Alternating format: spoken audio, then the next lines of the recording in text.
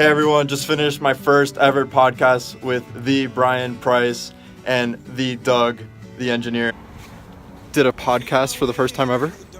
First time being in front of a microphone, kind of with the spotlight on me in that particular situation. And welcome everybody to episode 7 of the Seton Hall Undergraduate Leaders Podcast. You're the youngest person that's ever been on our podcast. What role did baseball play in your life leading up to Seton Hall, to give us some context about, your shift in your career? Yeah, I actually get goosebumps just hearing that because I think baseball is everything. I got the opportunity to play at the D1 level, and it actually came after I graduated from high school. So baseball for the bulk of your life kind of helped form your identity? Oh, 100%. Baseball was my identity. I felt the switch and hanging up the spikes was definitely the toughest decision of my life.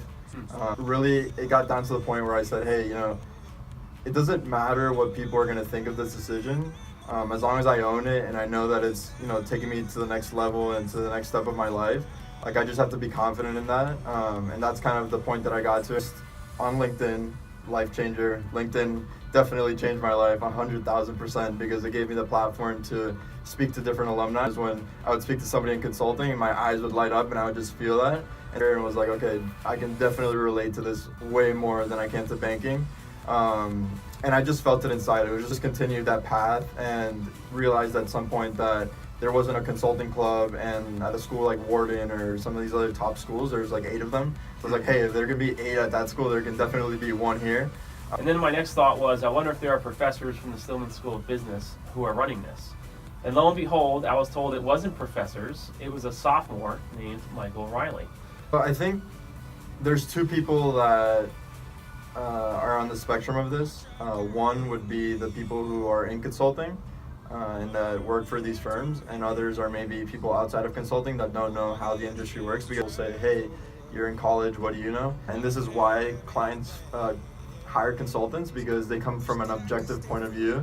They're not in the company and experiencing the same processes for exactly fresh eyes, fresh opinions, and that's where you can create a lot of value. So started the club to help others and help others be inspired to do consulting as well.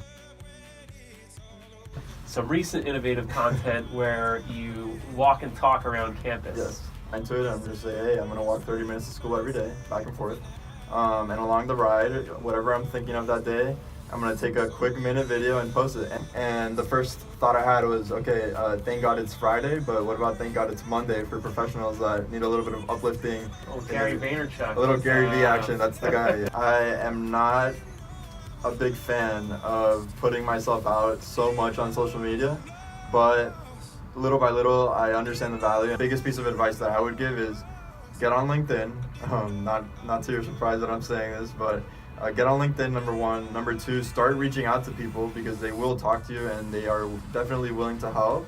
And as long as you have some sort of interest, whether it's in banking or in consulting, reach out to some alumni that are in those careers, speak to them, see what they do. Maybe you'll get that feeling that I got and say, hey, this is something that I like and this is something that I don't like. Instead of clicking connect right away, there's like these 3 little dots next to the connect button where you can click and it says personalized invite. Digital trends, different emerging technologies, I think is just really important from my perspective to understand and to know where the intersection between technology and business is. So there's one book that I would recommend, and it's called How to Win Friends and Influence People by Dale Carnegie. Sure. And it completely changed my perspective on how to treat people, and I think that is directly correlated to being a good leader.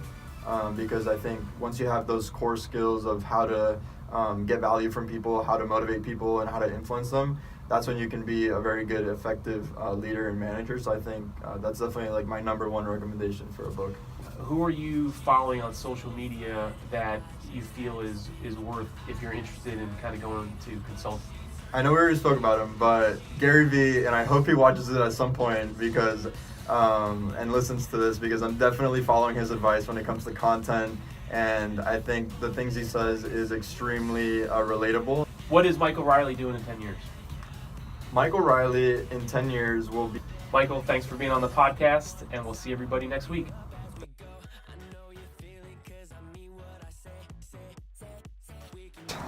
Things like, slowing down a little bit, actually answering the question, because I think I did get off topic at some point.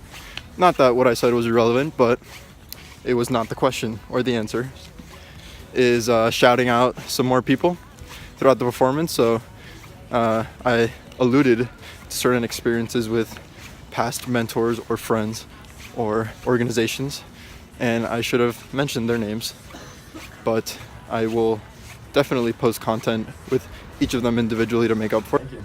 This was awesome. Cool.